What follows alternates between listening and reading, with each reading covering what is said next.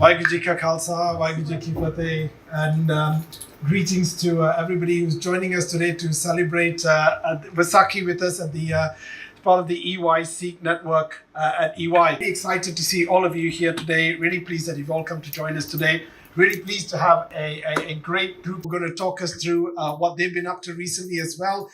And we have apologies from Ravi, and I understand later on a video as well. Sadly, he's not well, so he can't join us here today, but wishing him a speedy recovery. But I'm sure the team that are here who are going to do as good, if not a better job than what he would have done. So without any more further ado, I'm going to hand over to Aaron, who's our co-chair of the EY Sikh network, and look forward to a great evening.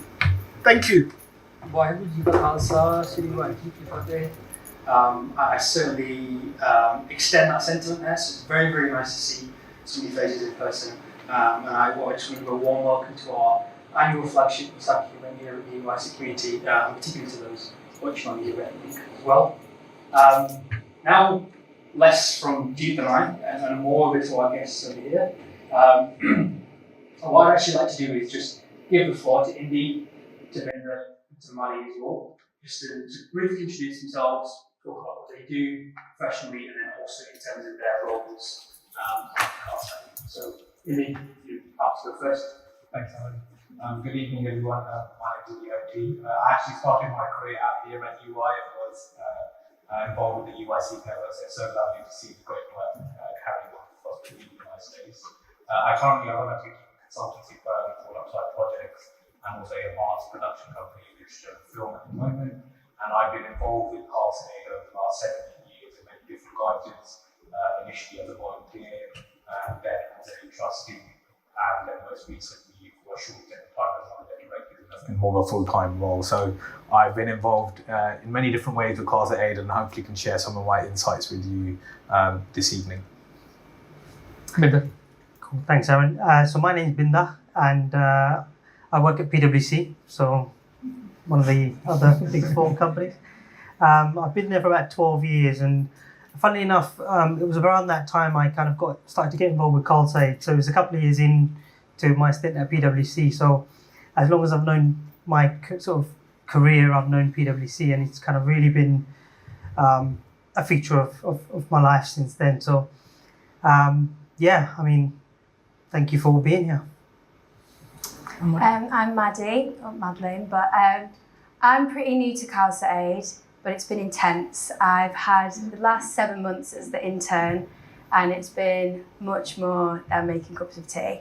But I've just been to Malawi the other month, and I've seen the ins and outs of Khalsa Aid and how it's growing over the past 7 months, and I'll be there for a few more, and hopefully back after that. But yeah, that's my role for now, intern, but not really.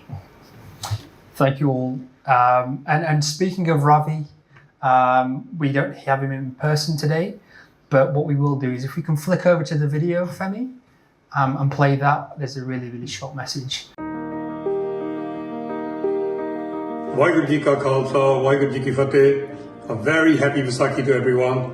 As we all celebrate the birth of the Khalsa in the Sikh community, we've got to remember what the Khalsa stands for. Khalsa stands against injustice.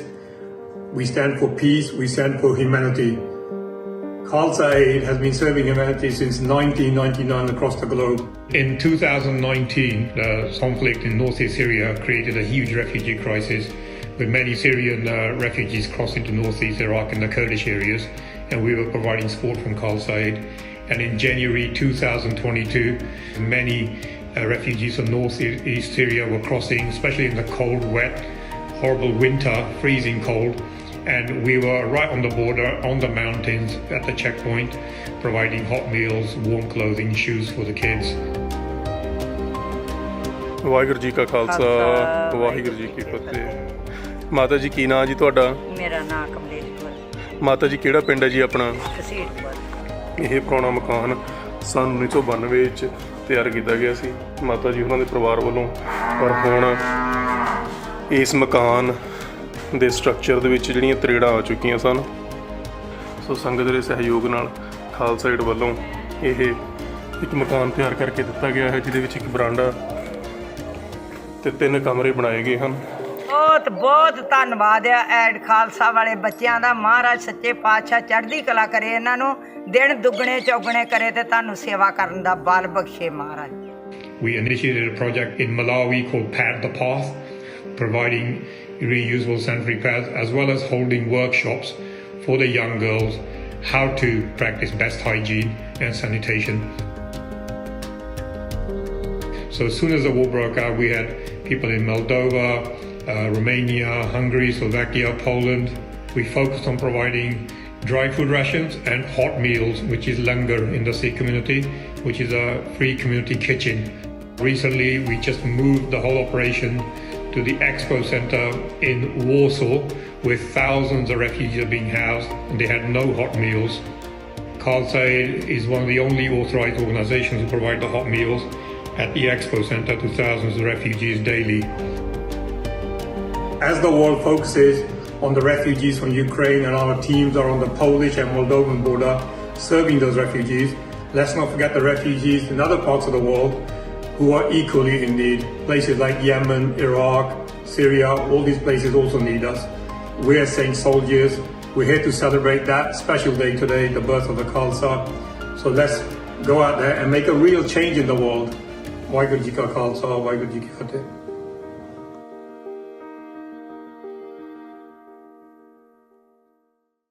Featuring too.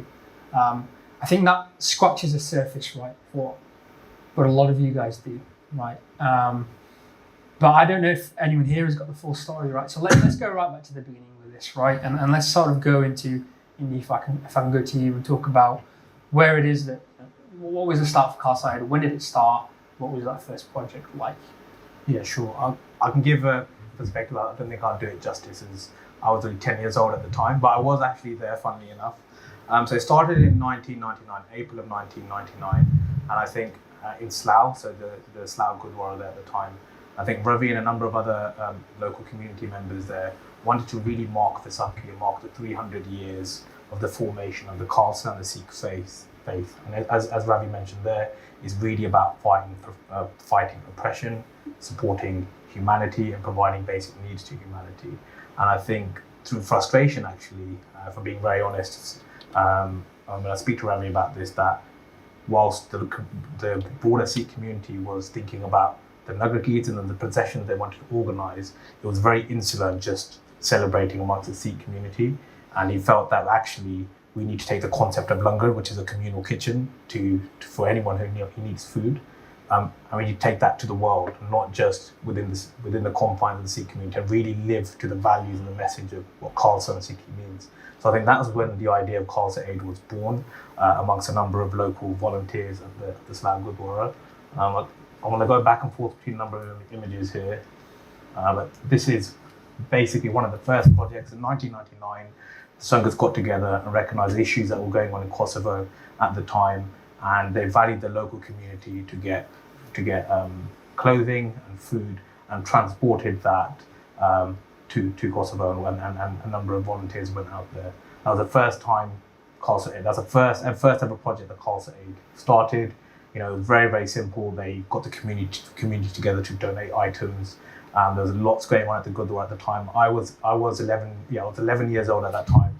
And I remember as a young boy, there was lots in the news about Kosovo and what's going on there. And then one Sunday going to the Gurdwara, there's a lot of commotion. There's vans here, and people are, providing items. Mum's thinking, okay, I need to give my jackets and T-shirts and all this kind of stuff together. And so that was my first sort of, interaction with Khalsa Aid.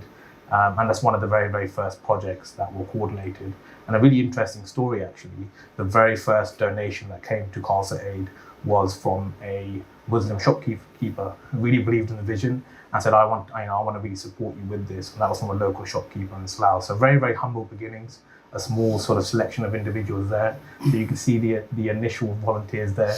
Ravi's up there. So obviously his beard is very, very much darker than it is now. So his work with Khalsa Aid has obviously aged him quite a bit here. There, and I'll move out the way just so you can see that image there as well. That's one of the first Vaisakhi Nagar Kirtans in Slough, where they were raising funds for the Kosovo crisis there. Right, thank you for that, indeed. And so we're kind of talking about the start here, right? But I know you've all been involved in projects. What are some of those key projects that have been completed since as well? I think there's a few images that maybe you might want to walk through, just to give people a bit of a flavour as to what it is that or how far the organisation has really come on since 1999. Sure. I'll show you another set of images here. This is, I guess, one of the first 5 years of Khalsa Aid. Very much started out with, again, local community volunteers. Here's an image of Ravi here at an airport, I think, in Somalia, where they had boarded a plane, hired a private plane to get out to this rural village to provide aid and supplies.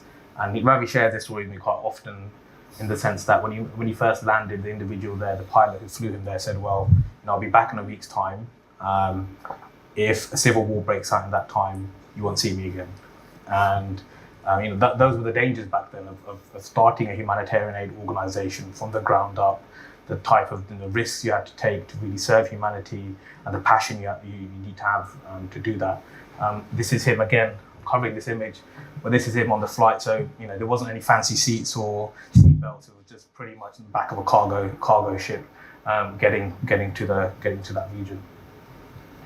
And then so if I move on slightly, one of the next projects, and one of the, I guess, the monumental ones in terms of catapulting Khalsa Aid into sort of public awareness and mainstream in the UK, was actually the floods that happened in 2014 and 2015 across southern parts of the UK and also northern parts of the UK. And it was really interesting there at that point, because Khalsa Aid had never really operated in the UK. However, very, very quickly mobilised a team and recognised that a lot of our donors and support comes from the UK, and the country's in need right now. And we've got the expertise to do something about it, because they had responded to a number of flooding incidents around the world and felt that they could respond. And they just got on with it. And that was really, really interesting. At that time, a number of international aid agencies, it wasn't really necessarily within their remit. And we all know how large organizations work. It takes time to have meetings to think about, well, are we going to be supporting here? And one of Khalsa Aid's ways of working is, one of its USPs, is really around rapid response. And so they went out, coordinated volunteers, went out to some of these communities. A key one being Somerset. Got out there, got volunteers, got sandbags, got sand, got sandbags ordered, and started building flood defences. Just got on with it. And it's really interesting. Some of these communities, they hadn't actually come across Sikh individuals. So I remember when we first got there, a lot of people were quite taken aback of, okay, there's just a van load of guys in turbans and beards have just come out. What could they possibly want? And we said, well, we're here to help. What do you need? We're here to set up supplies. We've got this in sight. A number of local pubs had set up as community centres and safe houses. So we set up lungers in those buildings, and then coordinated volunteers to build sandbags and get defences out. And it was really interesting because it showed up, and this is not a sort of issue with sort of public sector services, but it showed up the Environment Agency, a number of agencies who initially were caught up in the red tape of saying, well, you can't do X, you can't do Y, you can't do Z. And we said, well, people's homes and livelihoods are being affected right now. We've got to act right now. And Khalsa Aid did, and that really catapulted them into mainstream media and caught the media's attention in terms of features on BBC, ITV, Sky, and really caught the eye of the public as well, because the message was simple. It was around humanity, and it was about just getting on with the work and really uplifting everyone's spirits as well. So it's a very, very simple message of humanity that I felt really cut through that. So there was one of the most pivotal moments that catapulted Khalsa Aid into the public eye. And I guess you've talked a bit about the sort of the growth, right from the beginning to now, the news features, the headlines, etc. I know all three of you have done some boots on the ground work. Been there. If I can come to you, Maddie, yourself as well. You touched on it, right? So been there yourself, Sikhi Suru, right? The start, you wear a turban, right? You're going to go to a remote location in the world where a lot of people probably haven't even seen that, let alone heard of it, right?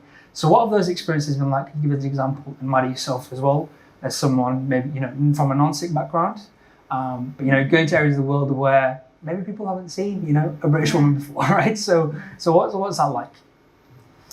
Yeah, I mean, I'll start, and I'll thanks Indy for putting the pictures up. And yeah, I mean, there's some pictures here from my trip to Haiti. So this was in 2010. This was around the first time I kind of heard about Khalsa Aid. So somebody came knocking on the door, and they were trying to raise money for charity, and it was I think it was it might have been Christian Aid or something like this. And my dad opened the door, and I think by the end of that conversation, the guy was going to donate to my dad because he was telling them about Khalsa Aid and the amazing stuff, and I hadn't heard about them.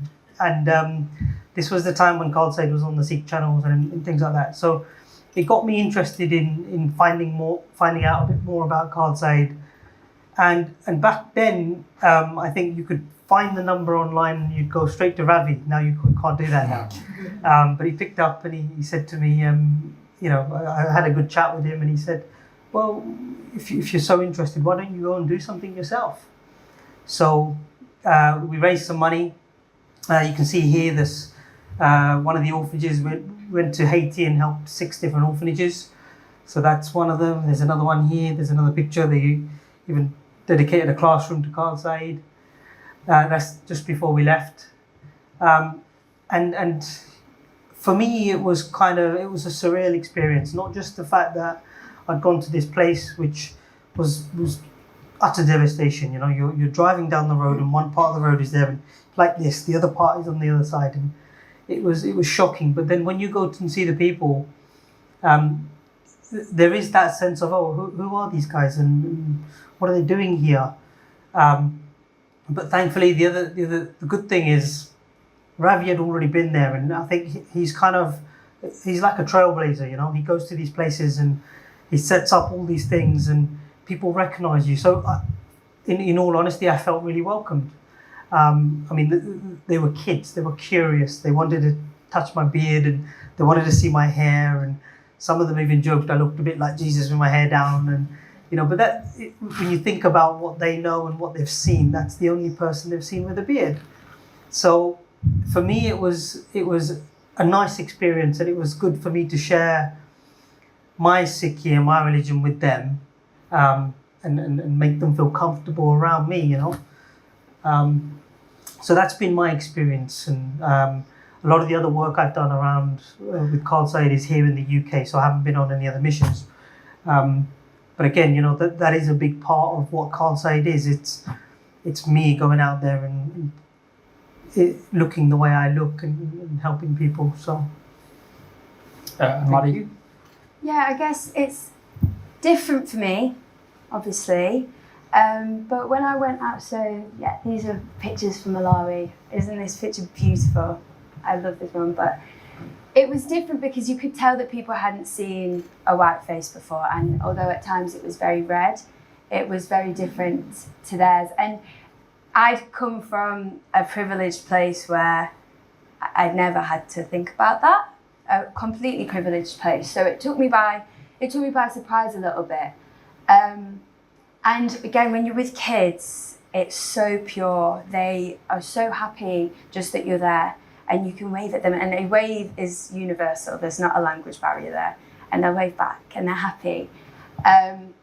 So it's a nice experience, but it speaks to the fact that these children are so detached from our society. We can see, like, even if they're not in front of you, you go on your phone and this whole diverse stream of people that are from all over the world, you can see that. But these people, these children, what they know is what they grow up with.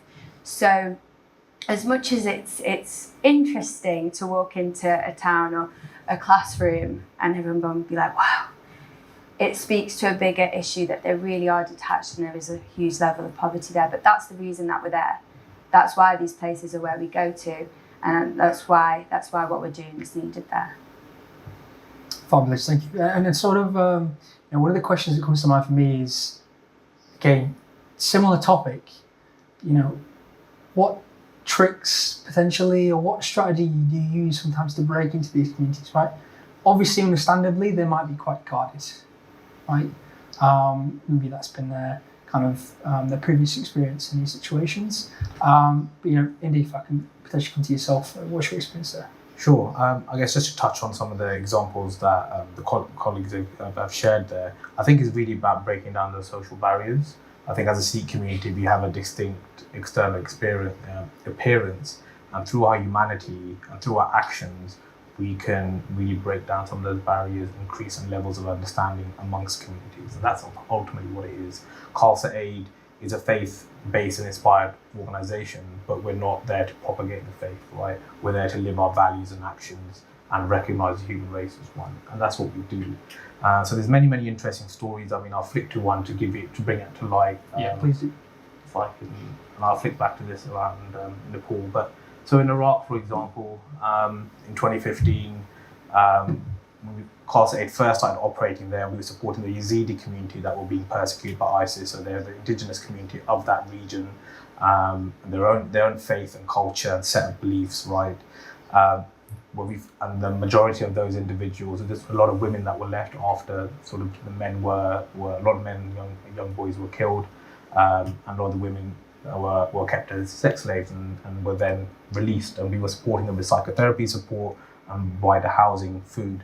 And initially, when we first started operating in the region, one of the main statements that came from the community was that, look, they were quite nervous of working with us because on one hand, we're running away from people with turbans and beards who are literally killing and massacring us, and now we're running into the arms of people with turbans and beards who are actually providing us support and there for us. And it's a funny anecdote that commonly gets shared, but to your point there, there's no tips and tricks. It's humanity. We're going out there. We're providing support without any requirements.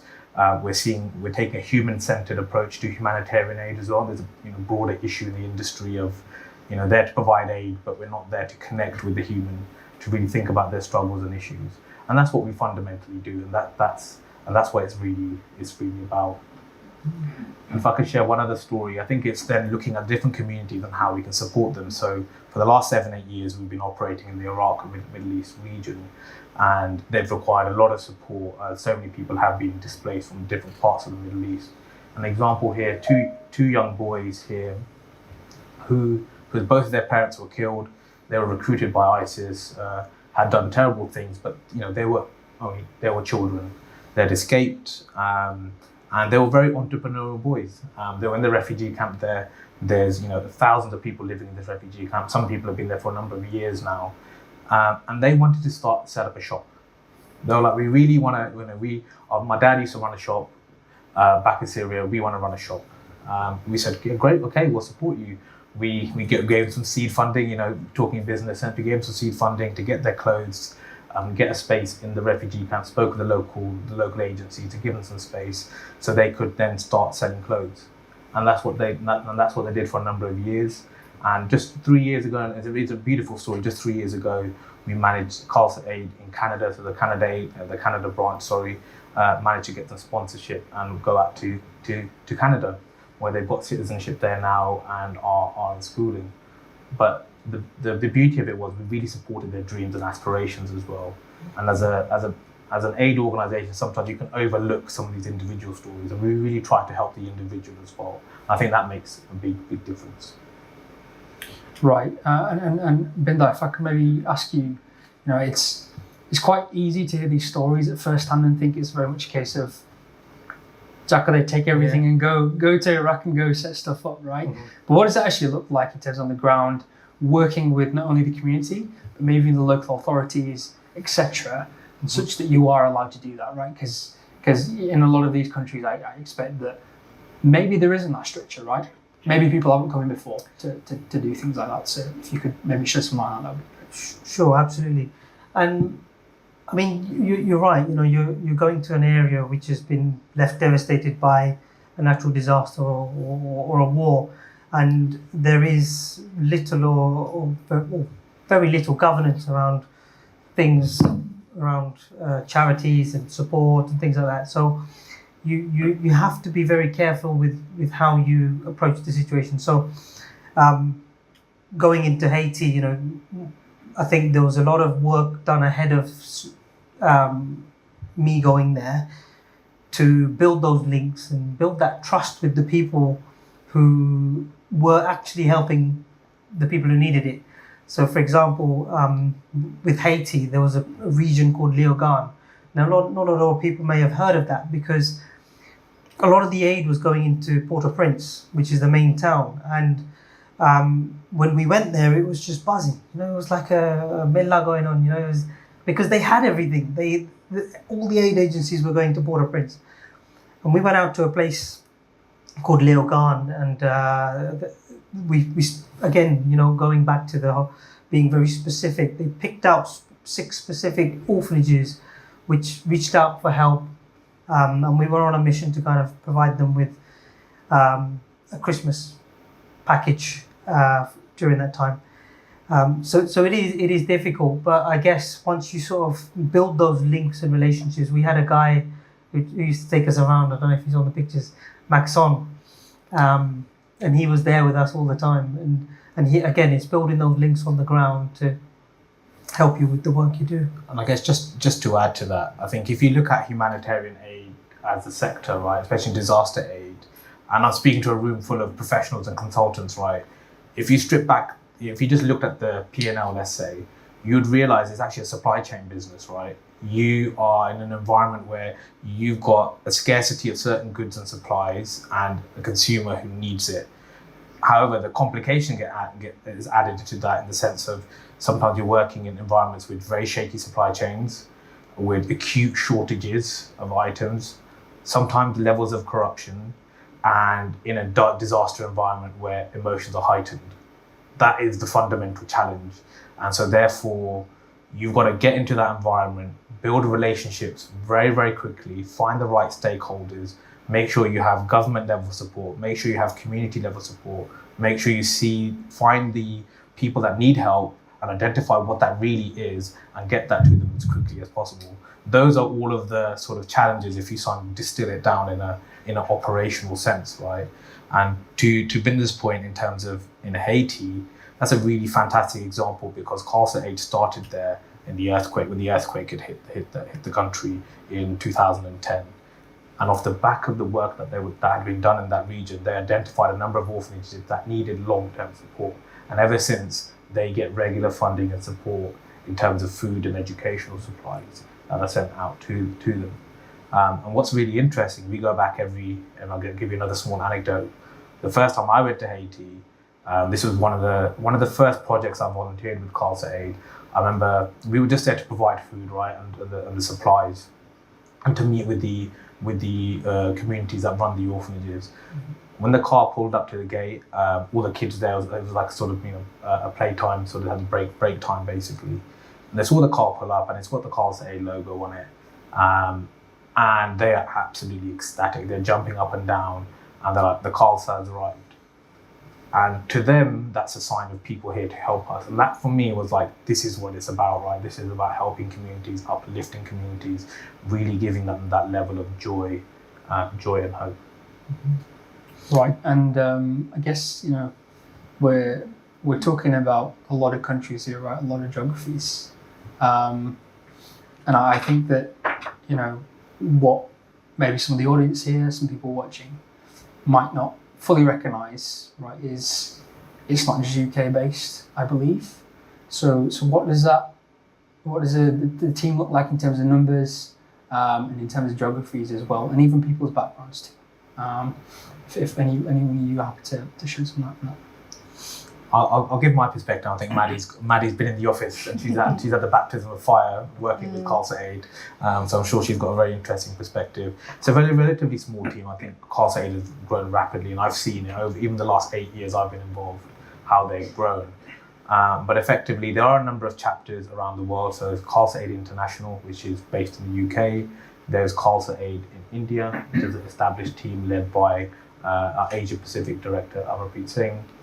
There's a chapter in Canada led by Jindy Singh, who actually was interestingly, one of the founding members of Khalsa Aid. So he was here in Slough and decided to move to Canada, and also a chapter in USA run by Omar Singh, and then also a chapter in Australia that's being set up.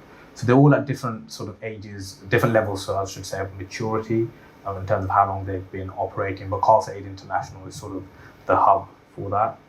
And then in terms of, to give you some insight of how it works, obviously we are operating in a number of different countries around the world. You know, you can't do that without collaborations and partnerships. You can't do that without working with local communities on the ground and understanding those different communities and having trusted partners on the ground to help you support and create those projects, especially when you could move away from humanitarian aid in disaster zones to then development programs where you're thinking about long-term support.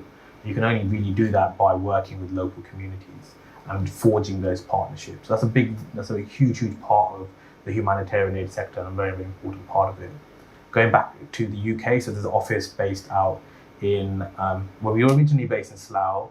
We moved down the road to now our postcode's changed to Maidenhead, which has been very, very nice because all of a sudden it's like the royal borough, right? And the local Maidenhead papers have loved that fact that we're now a Maidenhead-based charity.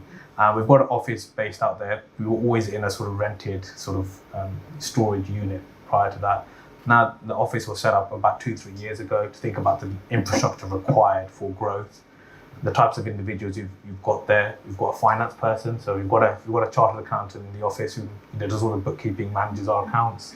We've got an office administrator to just manage the day-to-day calendars and coordinate projects, etc. We have an operations director who manages all of our on-the-ground projects, our long-term development projects, and all our relationships with organizations in different countries. We also have an operations director that thinks about and looks at the internal operations. So how's our organization operating? What are our partnerships looking like? What is our future volunteer system looking like? And we also have a person from a media point of view. So, social media and the way we engage with our communities and communicate, that's also very, very important. So if you think about it, it's very much like any other business or organization. There are a number of roles and functions that are required for the organization to operate. And if you want to increase the scale and the impact of your work, you need to make sure that infrastructure is in place. Yeah, I think it's quite interesting you talk about social media, right? Because what a change that's made to a charity, right? I remember being about Yee High with a bucket knocking on doors for school fundraisers and be like, make sure you tick that box in the corner because it's gift aid, right? So they get more for it.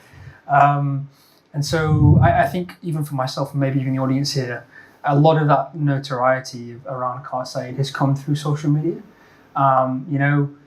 There's Ravi's very much a figure for the charity, and in some ways quite a voice within the community on certain issues. What does that look like on the inside, right? In terms of what role does social media play, and how has that sort of changed as well for the charity? I'm happy to answer that question. I think I'll let Maddie talk about the office culture a little bit more. I'm hoping that there won't be any bad stories about me. Firstly though, social media is such a good tool, and I think the biggest example of that is very recently the Ukraine crisis, and it was within 24 hours that we had feet on the ground. Also, are we global? Absolutely, because within 24 hours we had feet on the ground in all the surrounding countries of Ukraine and Romania as well. So that was 5 different countries. We've got people all over and they're assessing the situation as it goes. It's very, very high paced, but again, we're not sitting there waiting, thinking, how do we do it? Can we do it? Should we do it? No, we're there because that's the best way to find out, and you help whoever's in front of you as you do it. But when it came to social media, the official people, the official channels were doing that. They were sitting and they were waiting. And Ravi took to social media, and he's so good because he's so genuine. He's not going to filter himself. He's not going to be polite to somebody just because they're high up, and I think that speaks to why he's so successful. But He's put some videos, you may have seen them, and he was bad-mouthing the Indian embassy sometimes when it was necessary, because there's lives at stake, there's people who are struggling, and social media in that moment was a fantastic tool, and it was effective as well, because you shame someone on social media, and in 24 hours the buses are there, you know, and there was flights home to Mumbai, and that was Ravi's genuine character coming through, and he's not standing for people looking pretty on social media. Who was the nitty gritty was there, you know. So that's that. Yeah, thank you. Yeah, Indy, go for it. I think just to add to that, I think, you know, over the last decade or so, the rise of social media, you know, Khalsa Aid has done something that's quite difficult in the humanitarian aid space to grow a charity of that scale, but it's used the ability to connect with people on a much closer basis and share also real-time updates of what's going on the ground. You often hear, I mean, the biggest feedback we get from donors is that actually when we're donating to Khalsa Aid, we feel really comfortable because we can see actively what you guys are doing in different parts of the world. We get sort of relatively, you know, we get real-time updates. So that's really one of the biggest benefits of social media. Social media then has also allowed the organization to grow at pace. To put it in perspective, you know, we are still a very, we punch above our weight, we're still a very, very small fish. I mean, if you look at just Red Cross in the UK alone, you know, their donation income is up in the region of 122 million a year, there or thereabouts. Khalsa Aid currently is about 8. So, you know, to put it in perspective, we might be one of the largest Sikh charities, let's say, but in the broader scheme of things, we're still relatively small, but we punch above our weight. And going back to Maddie's point, the social media then also allows you to coordinate things very quickly. So looking at the Ukraine crisis there, we're able to reach out on social media to people that also needed help. So it's not just us, it's a two-way communication. It's not just us sharing, it's also people reaching out to us. And there are a lot of Indian students, Indian national students, who would say, we really need support, we're stuck here, we don't know who to help. And we have a Facebook line message and a Facebook message system, a WhatsApp message system. So we're using social media to then also identify where people need support, because that's how we all communicate, right? If you all think about it, all of us have smartphones now, we all use WhatsApp, we all use social media. It's a very, very quick way to communicate. You can share your location, you can share photos, and we use that to then identify how we can best support as well. So it's a two-way thing, and I think social media has played a big role in the growth of Khalsa Aid, but it's also the people behind it. To Maddie's point, we're authentic is how we use it, and we use it in a way to support communities. Yeah, I've definitely seen that in Ravi's interviews, right? He's very keen on making sure his team gets the praise as well, and not necessarily, you know, just him being some of the well-known person as part of the organisation. And so, you know, we've sort of addressed the starting, what you guys do. I love hearing aspiration, right? This is what the Red Cross get in terms of revenues. You know, Khalsa Aid as a charity, we serve humanity as well, even though we're Sikh based. We have volunteers from all sorts of backgrounds. So I'd be really interested to know, and I think we all would be, in terms of looking to the future, right? Some of that excitement about what is it that the organisation, the charity, is looking to, how is it looking to develop in the future? And what does that long-term strategy look like? And even in terms of people as well, and the sort of background and the skills of people too. Sure. So I guess to give you, and obviously I'm you know, as a background as a consultant, you know, I know we decided this was going to be a sort of discussion piece, but the consultant, we can't help but bring slides with me as well, right? But there's just some slight short blurb at the beginning, which I'll go back to, which helps us talk to and around it. Again, also being a consultant, we all love to create, you know, a vision of what Khalsa Aid stands for going forward. And the vision there, as you can see it, is, you know, based within Sikhi, so the welfare for all, the peace and prosperity for all. That's our vision, and that's what we're working towards, a world where, you know, everyone is supported and it's equitable and it's fair. And where we're at right now, and I can speak to some of that, is thinking about how can we really scale the way we work, how can we really share some of our insights and our experience and distill the last 20 years of experience in terms of providing aid in disaster zones specifically, and share that with the wider industry and be a prominent player. So that's one of the ambitions there. So you can see our global objective is to reduce the impact of natural disaster and conflict. Number 2 there is about empowering communities. So really focusing on then our development programs. How can we think about supporting communities on a long-term basis after disaster is over, after the conflict's over? Often then the lights, camera, fades away from these communities, but they're still left in hardship. So how can you support them on a long-term basis? The third piece there is about educating, empowering, and mobilizing volunteers. What's really different about Khalsa Aid, I would say personally speaking, is that we also are educating everything. We're educating communities. Volunteers get to work in the UK and then also go internationally. And I can say one thing for sure: once you volunteer with Khalsa Aid on an international trip, your outlook of the world completely changes. And it did for me. Your outlook changes, and all of a sudden you realize the power of some of the work that's being done in this sector, and you become an advocate for life, right? And how can we do that on scale? How can we really educate communities around what humanitarian aid sector is like? When you tell people actually it's a supply chain distribution business, people think, well, that makes complete sense. But sometimes you just think it as a charity or NGO, and you don't think about actually, we peel back the layers of what is this organization about. So really educating and empowering. And then number 4 and 5 there is around advocating for change. In the humanitarian aid sector, there's a saying that you have to be apolitical. It's anything but apolitical in reality. And how can you use your platform to advocate for positive change? That's a very, very difficult thing to master sometimes, but it's a very, very important part of it. And as Maddie mentioned, Ravi does that very, very well sometimes in terms of that advocacy work. And then the last piece is on strengthening communities. So Khalsa Aid as an organization is on a journey of growth. We're operating now, setting up different chapters around the world. And anyone who works, with our clients will know when you are trying to scale up and set up chapters in different parts of the world to set up operations, that's no easy task, right? But that's ultimately what it is. And then if you think about bringing that back into what we're thinking about, our Vision 2030 or Vision 2035, is to really increase that capability, to have capability by land, sea and air, to be able to deploy people, volunteers and coordinators as quickly as possible when a disaster strikes.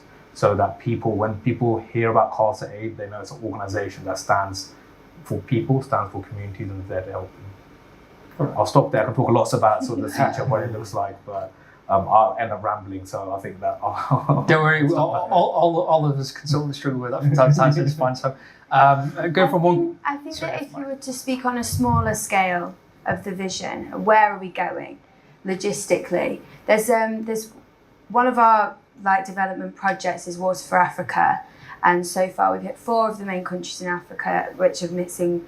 We're putting water for villages in rural areas which don't have clean water. We want to go all over Africa. We want to hit every continent that needs us. But if you also ask where are Khalsa going, we don't know. If you asked us 6 months ago where are we going, we don't know if we'd be in Ukraine or anywhere in Europe.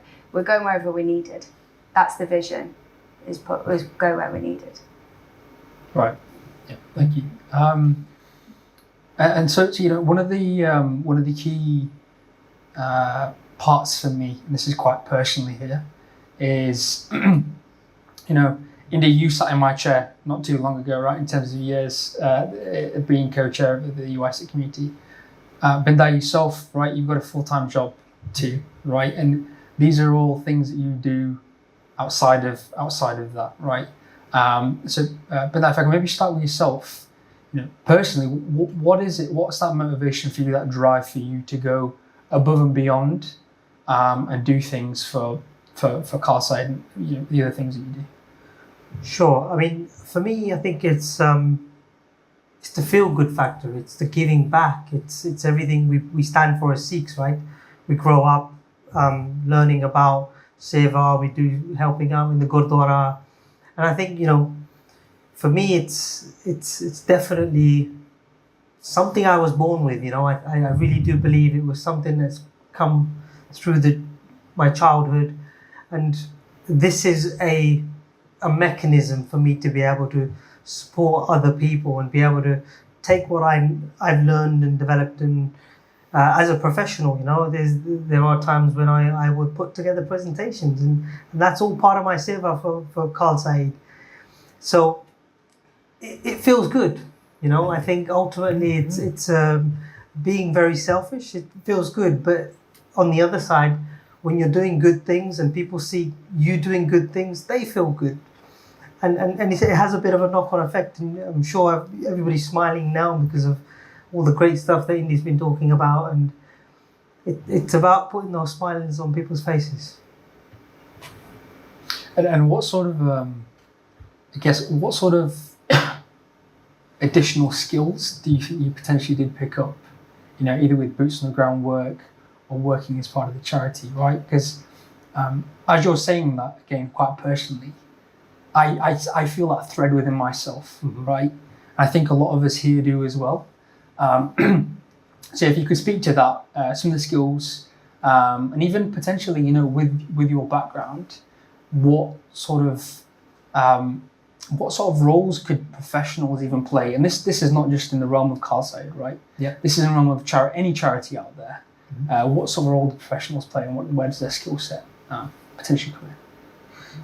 Yeah, I mean, in terms of what role we can all play and what can we do, we're all professionals. And what Indy was saying about this vision can't happen without there being solid structures in place and the governance around that and things happening the way they should. And that's where we all come in. There's as Indy was saying, coming from a consulting background, Khalsa Aid didn't have that before, and bringing that to the table is what you can do as professionals. The accounting skills, the lawyers, the people who understand how to set up the companies, who understand other countries, working for EY, PwC, we all work in a multinational company. So having contacts and links and bringing that network, because Khalsa Aid is not just the people who go out and do the work. It's everybody. It's everybody who kind of recommends someone, or somebody who says, oh, my friend knows somebody who can help you with this. So I think in terms of as professionals, we all have networks. Let's use those networks to support Khalsa Aid in bringing this vision to life. I think to add to that, and I don't think I can sum it up as well as Binda has, but seva comes in all different forms. And to your point there, you can use your skills. And sometimes when people look at Khalsa Aid, they think my seva is going to be going out and distributing the supplies or getting involved. But actually, it can be so much broader than that. You could be helping the charity to review, its governance, its risk policy, or providing broader strategic advice. And I know, all of us here are probably in a sort of Big Four background, professional background. You usually get, a number of CSR days to support charities. That's a fantastic way to use your skills to support the charity. The biggest issue I found, after having spent some time in the not-for-profit sector, is the lack of skills. The shortage of skills and of people and of good people who want to get involved. That's the ongoing piece. And it's sometimes it's a shame because it's just that recognition on a day-to-day basis. People don't really realise that is a way that they can volunteer with an organisation, and more often than not, they can have a much greater impact by providing their skills in that way to an organisation. It's really funny because obviously some of you will relate to this. I started my career at EY in a corporate finance background. Although, when I was involved working with Khalsa Aid, they were like, well, he works at EY, so he can help us with our accounts. And I'm like, well, I can to a certain degree, but that's not actually my day job. But ended up, during the last year, supporting Khalsa Aid transform its finance function to improve its level of governance, and to make sure that the new auditors in place to make sure that everything was up to scratch for an organisation of that size. That wasn't going out in the field. That wasn't working with local communities. That was very similar to what I do in my day job, sitting in front of a desk, on a laptop, and looking through working with an organisation. It could be like a client, understanding what its issues are, and trying to find relevant solutions. Yeah, I'm definitely getting that sense of a sort of it's a place where you literally roll up your sleeves and you really get going with the stuff, whether that's boots on the ground, whether that's admin or that kind of sense. Would you sort of? very much agree. I mean, I'll be very honest. When I first got involved, I would say if I reflect back on my life now, when I first got involved, I loved I had spent a lot of time traveling around the world, so I love that idea of going out and working with these communities. That kind of, you're going out to the remote places, helping people. That's also quite the element of personal interest there, right? It's not truly. I wouldn't say it's truly selfless. The more time I've spent in this environment, I realised that. Exactly that. There's that high-paced environment, rolling your sleeves up, and it's really changed my outlook on the world. And sometimes you can be in these professional environments and think, well, I'll donate. I'm quite busy. I'm thinking quite career-orientated, and I'll do this when I'm older or when I've got a bit more time or I'm a bit more established. But if it's not you, then who? And if not now, then when are you going to do it, right? Because that's for me. That's how I feel about it. I think that you should be doing it throughout your life.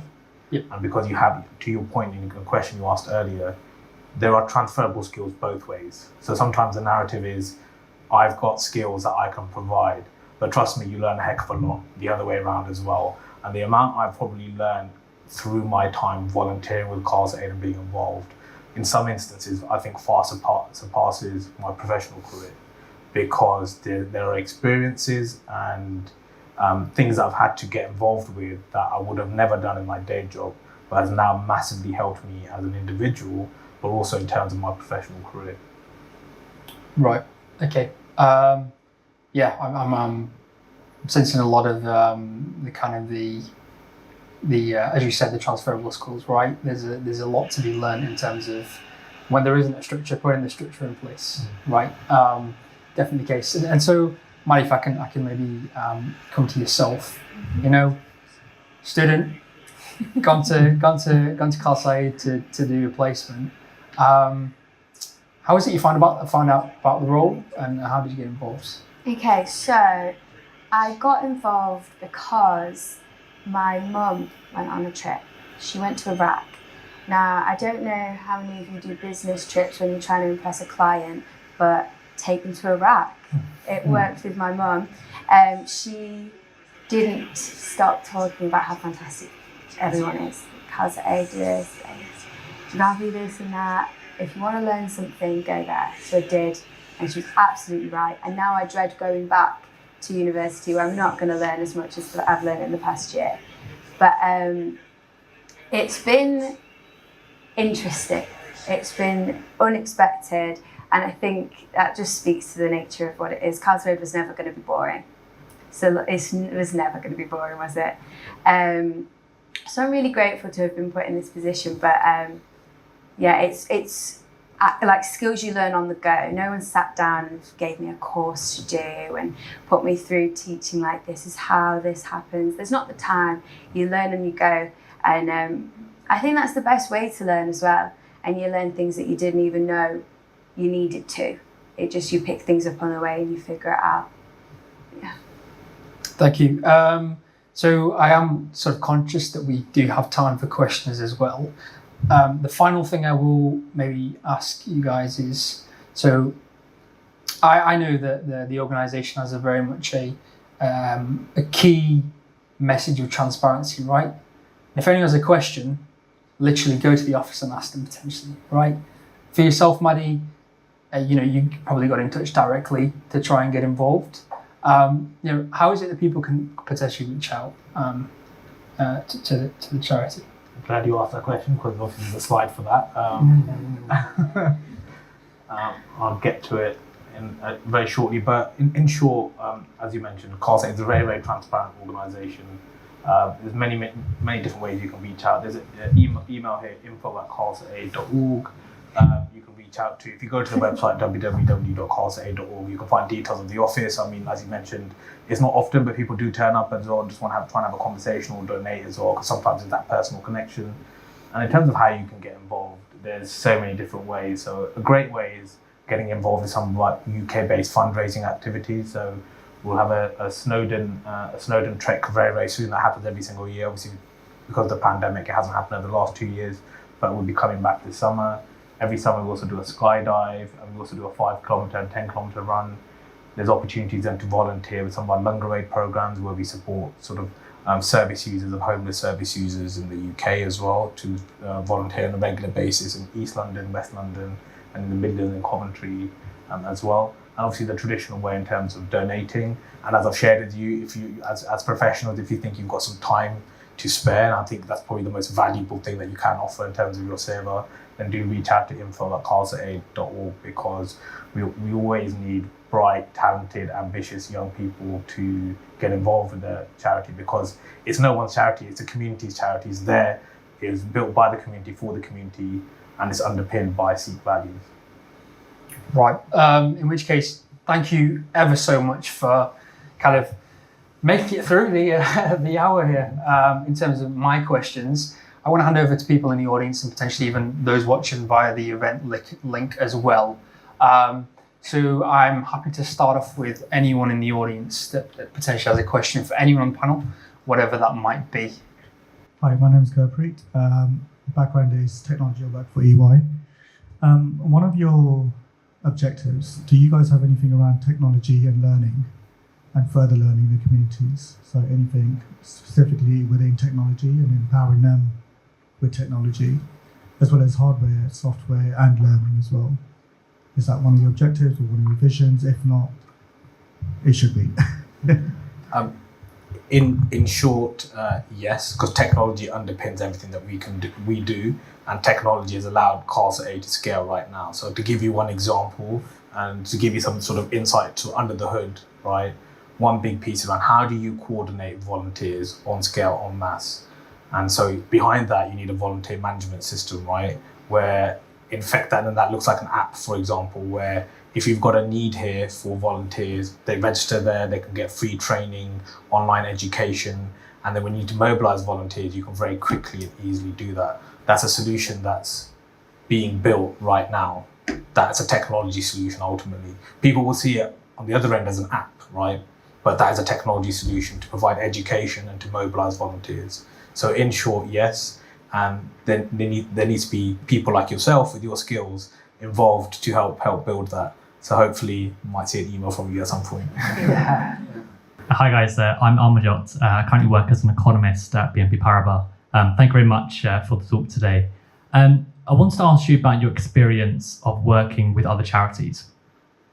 Is there always a sense of collegiality with them, or have there been times where you felt like you're stepping on each other's toes? Was there some element of hostility there as well?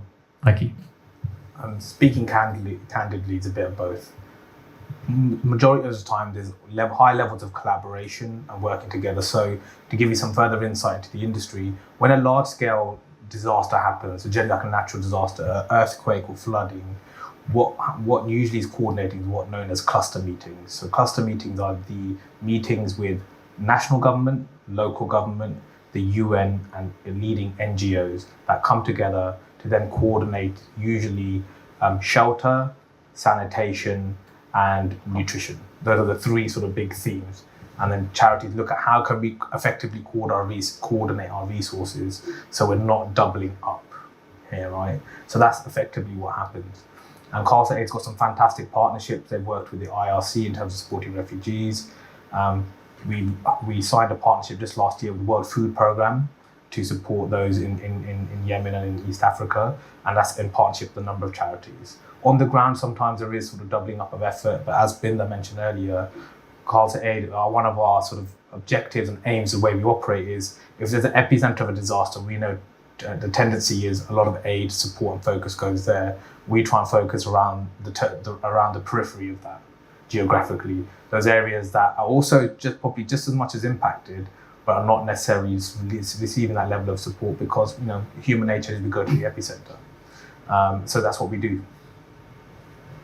Thank you.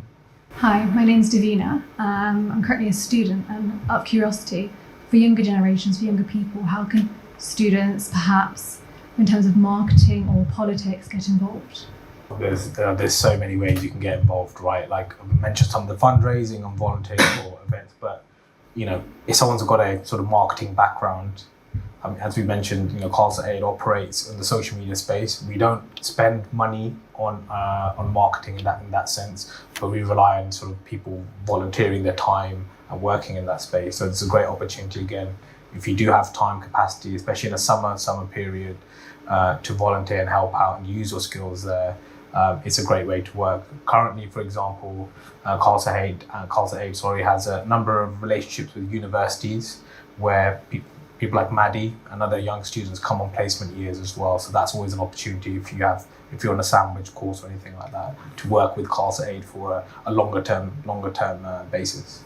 And I'm sure Maddie will say wonderful things about that experience. Yeah, well, I think the best way is just to get involved, just to reach out and say, offer what your skills are and what you'd be interested in. But as you've heard, we're in so many different sectors. We're in the UK, we're across the world, but we're doing like long-term relief, emergency relief, and there would be something that would fit you. So an example is, I don't know if anybody watches EastEnders, but one of the actresses very recently reached out to Ravi and said that she was interested in coming and wanted to see what we do, help out. And she came in a couple of times, did some writing for us for the website. 3 weeks later, she came to Malawi. You know, the opportunity was there, she was up for it, and she came. But it would only happen because she'd reached out and because she wanted to get involved. But all you have to do is open the door, and then you'll find your way, you know, into something that suits you and the way that you can be most beneficial. Hi, this is Anant, and I'm part of FS Consulting, Canary Wharf office.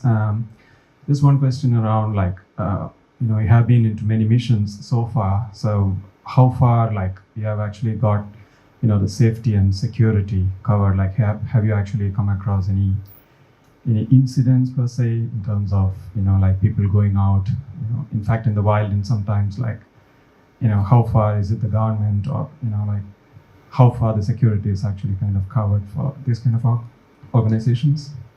Sure. Yes. So security in the humanitarian aid sector is a very interesting topic. For those people who are trained to go to some of these other environments, well, war-torn environments, let's say, I know I myself, and I think Binda, you have, and I know Maddie, you have recently, we get sort of formal training called hostile environment training, which is over a period of 3 or 4 days. Sort of simulated kidnappings and all kinds of different scenarios, which isn't fun, but obviously equips you with the right skills of how to handle yourself in those kind of situations. Because to be very honest, for example, in 2015 in Iraq, there were many issues with aid workers being kidnapped, being tortured or being killed. And it was common knowledge that a foreign aid worker's head was worth around $10,000 US. And so security can be an issue in some of these environments, but it comes with the nature of the nature of the industry, right, and the nature of where we operate in. That's never really deterred us, but obviously we take steps to make sure everyone is safe, and especially volunteers who are just starting out. They would go on some of our other projects where security is arranged. We are working with the government. We make sure that is in place. However, the risk element's always there. If you're operating in some developing countries, you have to get past local warlords. You have to operate in some of these environments, and it requires a delicate balance of negotiation and maintaining relationships. That's just the nature of the industry that we're in. Hi, my name is Sabrina, and I work in the human rights charity field. So I have 2 questions. The first one is, you mentioned that you have operations also in the UK. So I'd like to know where you work and what you do exactly.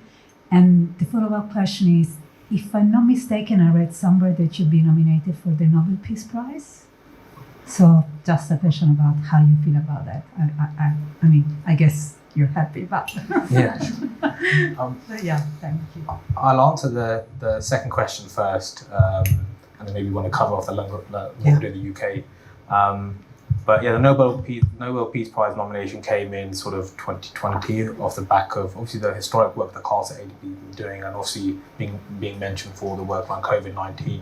I at that time actually was there with Khalsa Aid on a full-time basis due to Ravi's ill health, and sort of wanted to support the charity.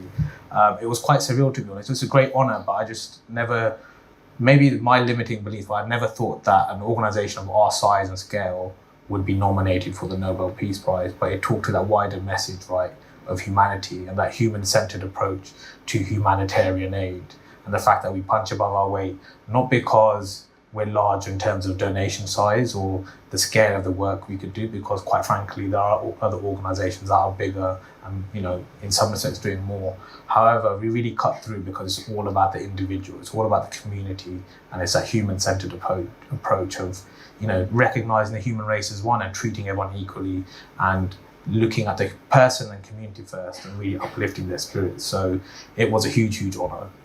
We were absolutely just, I was floored by that fact, but I think it just speaks to the broader message that has resonated with so many people around the world.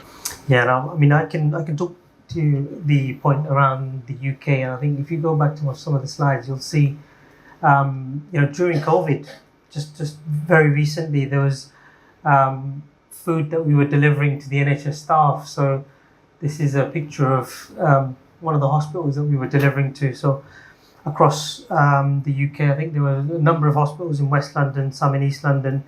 Wherever we could get teams set up, we'd send food for the NHS staff.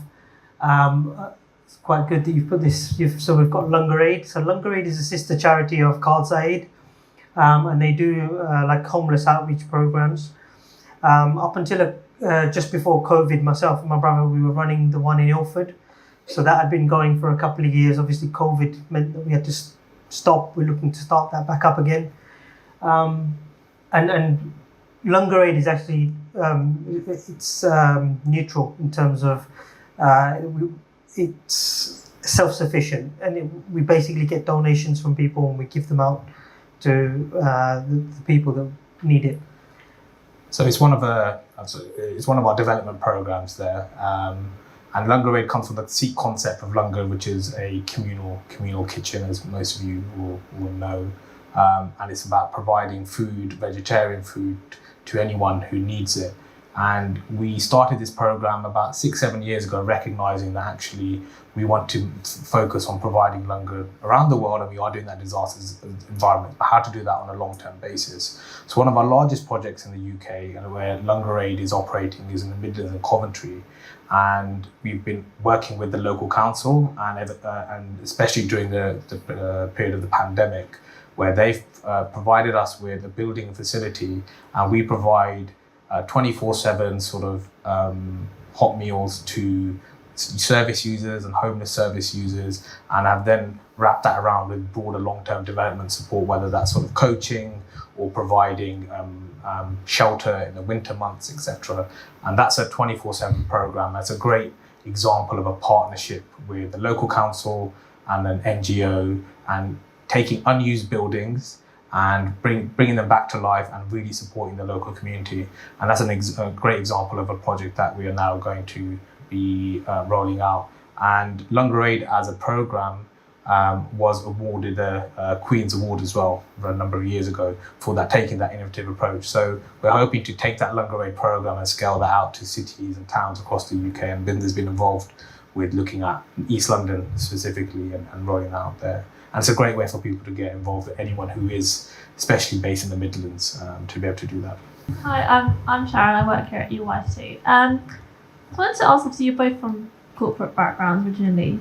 Did you ever find like a conflict between like your day job, as in like, obviously we work for corporations and mainly save us some money. Like, did you ever have that conflict between the work you do professionally and the work you obviously do in volunteering and stuff? So obviously the issues are vastly different, and it's something that I kind of struggle with sometimes is, my values are sort of not aligning, sort of kind of that conflict. So I'm trying to know if you ever felt like you've gone through that moment where like, not sure what, like the mismatch of like values and stuff. Have you ever gone through that? There's always been a challenge, right? Because I guess, you know, there's that piece of you're in a role, an industry that's already quite demanding of your time in many respects, and in the knowledge economy that is the case. And then you want to volunteer in an industry that works on very short time frames, needs support. You know, it could be at a drop of a hat, 24 hours notice, and that there's that tension there, right? And so I felt that tension. I was definitely definitely had those challenges, but also recognised then, you know, we're in an environment where businesses and organisations want to now support communities, understand their broader commitment to society. ESG is starting to play a very, very large role.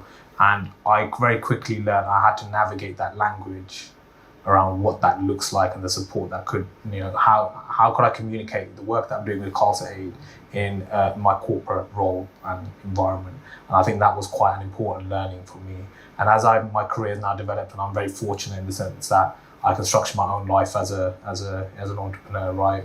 And so as part of my values, I never thought I would be doing this, but I spend a significant chunk of my time now in that space. And I don't think I would have done that had I not volunteered actively. So I've then taken that step to kind of engineer my life around that. So that tension isn't there, but attention's always there, right? Because if you're trying to do so many different things. But I think ultimately it's always been net positive for me personally, because I've learned, as I mentioned, I've learned so much both ways, and that cross-pollination of skills is absolutely beautiful. Clearly you guys are doing great work, but do you guys ever think back, just sit back and think, what are we not doing great? And how can we change it? Has that been recognised as board members or directors? And are you learning anything from other charities that you think you can do more of? In short, yes, because you have to be very self-reflective. For any form of growth, you've got to be quite self-reflective at an individual level, but then also at an organisational level, right? And that's where feedback's very important. Trying to understand what's working and what isn't. What's really interesting about this industry is when you're on the ground, you'll know very quickly. The feedback loop is minutes and is hours sometimes in terms of, well, this isn't working, so we've got to use here. So I think there's a piece of taking the learnings of what's worked well previously. So you've got the blueprint of this is what happens in a flooding scenario. This is what happens in a sort of mass migration movement of people in a refugee scenario, in an earthquake scenario. And we've learned what's worked well, what hasn't historically. There's also a piece of what's working well and what isn't in terms of an organizational governance context, which is a completely different lens. That's professionals. When you're sitting on a board, you're looking at it from a completely different view than you would be on a day-to-day basis. And that requires a lot of reflection. So to your point, yes, there is that. We are looking at other organizations, what's working well for them, what isn't, and flexing our style and changing that appropriately as well. We don't always get it right, because ultimately, we are humans, we do make mistakes. But I think the important piece is about learning from those mistakes. Yeah, and I guess that kind of nicely fits in with where you can get involved. And you said you're in the technology sector, and for me, technology is a massive enabler. The social media aspect, the kind of volunteering, the apps. Those are the kind of things that are going to really bring that vision to life, and it's going to be with your help. Thank you. I think there's a question here at the front. My name is Binda. Represent NatWest Group for the Sikh Network Committee, and I also volunteer as the NHS check-in and chat service. So that's coming to an end shortly, and it's something that I can fit in around my day job.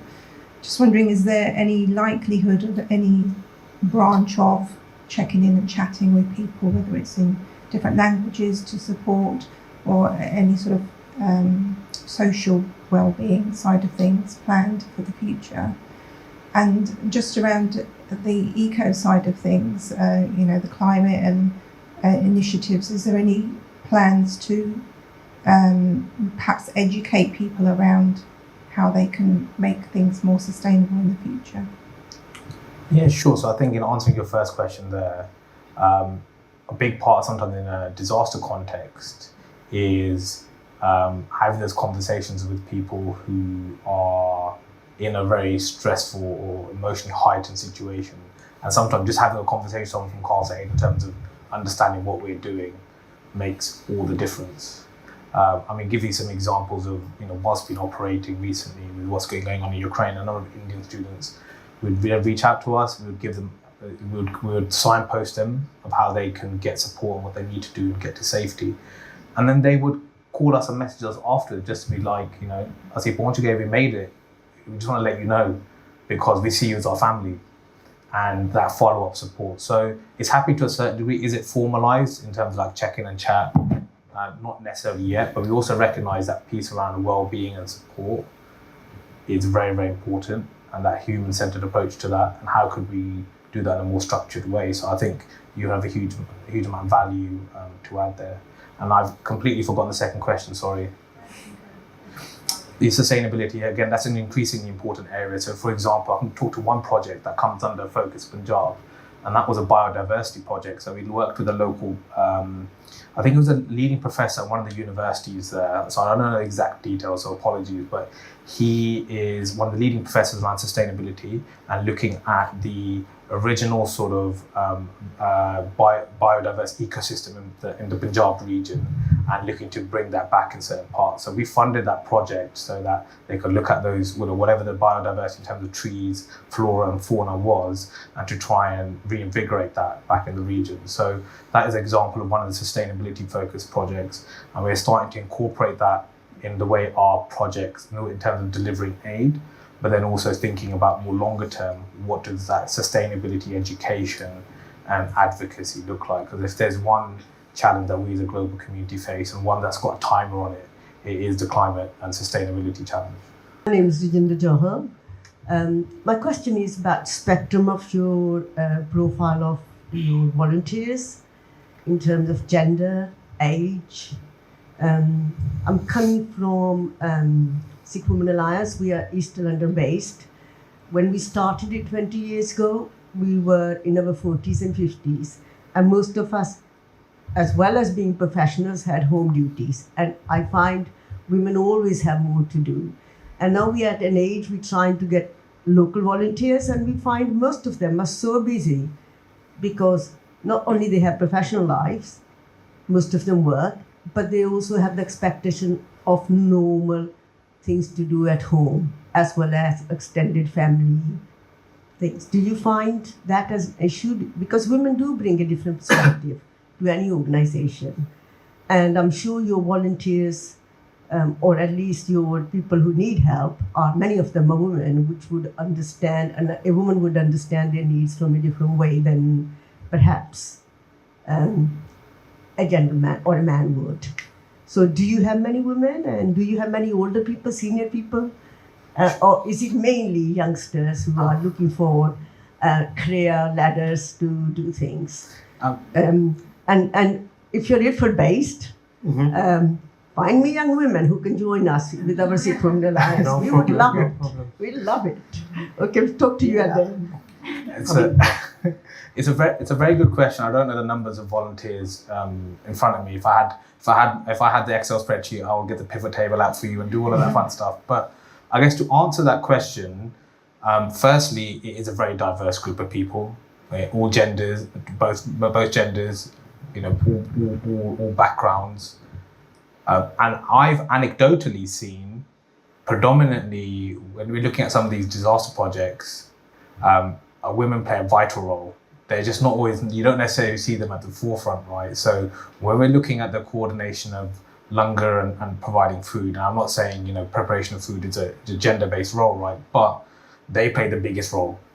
And generally, and even within Khalsa Aid, we know when there's a disaster happening, if you're contacting a local gurdwara, and obviously we use that as our network to support us, and at the end of the day, it's going to be the women, the bibi at the gurdwara that are making that langar. And they're the ones that will be like, we'll be up 3-4 in the morning, we'll be up at 1 in the morning, we'll go do it. And they go end up doing it. And we recognize they're sometimes, the unsung heroes. And then even if I go back to the office in our full-time role here, and that's an image from our office, there's some new team members and things have changed, but it's predominantly women actually. It's the majority in the office are women. So actually they play a very, very big role. So from a gender point of view, we are very mixed and we are quite diverse in that sense. And from an age point of view, again, I think one of the beauties of Khalsa Aid is that you see that spectrum. It's a shame, and I probably hear where this is coming from. If you look at social media, it's very much, you might see the younger demographic because that medium is, there's a tendency towards a younger demographic there. But actually, if you think about hands-on, who's getting involved and who's supporting, it's very, very broad. And if you go to somewhere like our Snowdon trek, then you see the diversity of people that are really there in terms of age as well, because you've got an older demographic we're trekking up Snowdon as well. And I remember a few years ago, we had Forja Singh, he's one of the oldest individuals here. He's like, I'm doing a Snowdon trek, and he came in his three-piece suit and his shoes. And I thought to myself, wow, I've got my gear, my ankle boots, I've got my my Lucozade and my trekking bars, and he's just like, it's just me, I've got my suit, and then I'll have roti pani afterwards. And I'm thinking to myself, nah, he's putting me to shame here. And also, I'll add that I think there is a pretty, I don't know how even the spread is. Again, we don't see everybody all at once at the same time. It just doesn't work like that. But there's a couple of ways in which there's one of our best people is Susan. She's our coordinator in Iraq, and she has worked so closely with the refugees and the Yazidi women in Iraq. And that is needed because it's such a sensitive topic, as we said, that you need a woman there. Similar to the Pad the Path project, so that's why I went to Malawi, and it's dealing with menstrual health and hygiene for young schoolgirls. And it's just not something that those girls in that culture would feel comfortable with a man discussing with them, teaching them about it. It's just not culturally right. And as women, you know that you would feel more comfortable with girls then. So there is a complete place for women in Khalsa Aid that completely separate from what the men do sometimes, where like not only are we needed, but we're better. You're leading the way. You're leading the way. And going back to even our team here, so this lady in the blue shirt here, Hadeep, she leads our finance function. Arguably, as a chartered accountant, I want to say it's probably one of the most important functions in any organisation, right? It's a beating heart of the organisation. She deals with all of that. She manages all of our finances and makes sure we are compliant in terms of what we do. And that's a huge role. So you're right to your point. It's outside of even just the aspect around providing food. There are some core functions within Khalsa Aid that are done by women. And I think to your point, but there is a opportunity there for those who have more capacity and time to get involved in some way, shape or form. And that's something we should definitely look at. Thank you all. I just want to leave on that thought, right? You know you're doing something well and good when people in crisis situations reach out to you afterwards saying, hey, look, we're in a better place now, right? And kind of based on that note, I just want to ask everyone to sort of join me in a round of applause for our guests, first of all.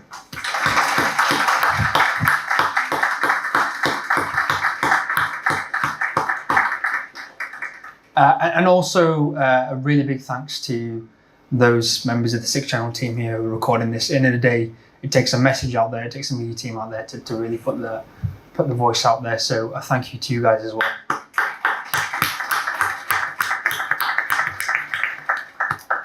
And on that note, I just want to hope that everyone had a good evening here.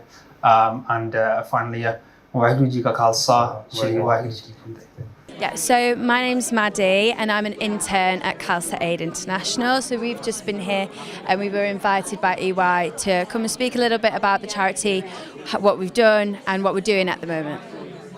Wonderful. So for everyone watching, could you just give us a little insight into what the event was like, how you found it? So it was quite conversational. Indy, Binda and I just sat at the front and we just discussed what was going on. We've had some questions from the people at the front as well, but it wasn't just to talk to everyone. It was just discussing everything that's going on at the minute. So it was very casual, but I think it went well. It went really well. It was definitely a really great event. So the final question is just, in the future, what is your projection with Khalsa Aid? What is it for you that you're trying to aim towards? Okay. For me personally, I just want to stay involved. I want to keep traveling with them. I want to go where the need takes us, as it does. I like the way in which Khalsa Aid reacts quickly. It's powerful to watch it happen, actually. You don't think within like that you'd be all across the world and everybody drops everything so quickly to go where the help is. And I want to be a part of that. I want to be able to just, when there's the next emergency, I want to be there and I want to sort it, you know? That's what Khalsa Aid is there for and that's what I want to be a part of. Thank you. Thank you for answering the questions and for all the work you do with Khalsa Aid. Thank you. So would you mind just introducing yourself to the SIKH Channel viewers? Oh, yeah, sure. So I'm Amajit Singh. I'm the chair of the EY Sikh Community here and I'm a partner at EY. In terms of today's event, how did you find it? What are the key things you took away from it? To me, Vaisakhi and the reason why we also run the Sikh community group here is that message of one humanity, I think, really resonates with me. And so to me, it was just great that we had the opportunity to host Khalsa Aid today and learn even more about all the great stuff that they're doing. I think that's a really good core reminder of what's core to Sikhi. That's definitely a great message that we should all carry through. In terms of your future plans with EY or these events, what do you have in mind? So I think one of the key things that we try to do with these events is to try to just spread the message about what Sikhi is about and how it aims to follow the rules of Sarbat Dapala as was shown on the screen as well. To me, that's a really important resonating message. And how do we as Sikhs hold our place, hold our heads high in the community that we are in, to ensure that we are also giving back and we are part of that whole building that we're trying to achieve as a nation or as humanity. 100%. Thank you for answering our questions today. So for the Sikh Channel viewers, could you just introduce yourself, please? Hi, my name is Shara and I work for EY in tax. In terms of today's events, how did you find it? What did you take away from it? No, it's really nice. Obviously, you see the work that Khalsa Aid does in person or social media, but it's really nice to actually speak to people behind it and actually talk about how the charity formed and the initiatives and what's going on. So you get a real feel for the actual culture of the charity. It's a bit more knowledge about them. I think especially joining together corporate and seva in one, and we saw really how to do that today. In terms of future events, from what you've learnt today, what would you take forward? I think definitely the thing about time. So you need to make time to do things. Obviously seva, we have to make time for it, and we can say I'll do it next year or do it when I'm older, but the time that people need it is now. So there's always going to be a need for seva, and I feel what I've taken out of today is you just have to make the time to do things like that. Thank you for answering our questions today. So to start off with the Sikh Channel viewers, do you mind just introducing yourself? Yeah, hi, I'm Inderveer Singh Hoti, or Indy Singh Hoti, and I'm a former volunteer trustee and director with Khalsa Aid, and I'm here at EY today to share the journey and the great work that Khalsa Aid does in the community in the UK and also around the world. In terms of today's events, what did you share with everyone? What are the sort of aims and missions of Khalsa Aid? Sure. So we shared sort of the early journey of Khalsa Aid when it was started in 1999 by Ravi Singh and other local volunteers and sevadars. Some of the big milestone projects of the work that Khalsa Aid has done, and then also what it's like to as volunteers and individual. And we had my perspective, we had another perspective from Binderjeet Singh and also Maddie, who is one of our interns. And then we also shared some of the future aspirations of where Khalsa Aid is focusing, the work that it's doing and how it wants to grow, and that ambition to get more and more people involved who recognise the importance of recognising the human race as one and that humanitarian action, and making sure that every single person can be a humanitarian in their own right. I think from today's presentation we definitely saw how you're based so internationally at the moment. You've grown so quickly from such a small base in London. So in terms of future projections, where would you like to see Khalsa Aid going? I think long term, and I think the hope and the vision is Khalsa Aid is operating in all countries around the world, and there's fantastic chapters set up already, and it's that growth and it's getting volunteers together and it's spreading that message of Sikhi, of Sarbat Dapala, the well-being for all, and it's spreading that message of recognising the human race as one and serving humanity, really putting Sikhi into action. And I think that's ultimately the vision of Khalsa Aid, and it's making sure that every single person can be a humanitarian in their own right. Thank you for the amazing event today, and thank you for answering our questions. So for Sikh Channel viewers, do you mind just introducing yourself? Yep, Waheguru Khalsa, Waheguru Ki Fateh. My name is Arun Singh. In terms of my role, so I co-chair the EY Sikh Community with Ranveer Kaur over there as well. And I work here at EY. In terms of today's events, how did you find it? What were the main things that really stood out to you? I think, for us, we're key and big on supporting organisations out there, right? That I think really need the support. And for me personally, when I hear these stories, it strikes a chord for me. And I want other people to feel that as well, right? I want them to feel that connection to Sikhi, to seva, whatever it might be, right? And for them to hear it and maybe even get involved with us or start something themselves, right? This is what it's about, right? Is Sikhi, and just humanity as well. So that would be my sort of key learnings from today. Thank you. In terms of EY and future projects, future projections, with like events with Khalsa Aid, who would you want to get in next? Where do you see these kind of events going? That's a great question. That is, we have a whole list of event topics and things that we'd love to speak about, right? So Marboli Punjabi is a big one for us as well. Incredibly important. Even the topics of synergy, and when I say synergy, I'm talking about different organizations, groups might have different feelings about stuff, but let's sit together on a table and let's talk about how to connect to the person who doesn't know about Sikhi. Maybe hasn't grown up in a good Sikh household, right? How do we entice that person and give them something about Sikhi that can really help them want to learn more, as well as people from Avtari backgrounds as well, right? So we want to look at the whole spectrum, synergy of all. That's one of the key topics that we'd really like to do, potentially around the Bandi Shore time, is talking about synergy. I think it's definitely a great idea with in terms of interfaith, bringing different people of all faiths, non-faith backgrounds together to share this message.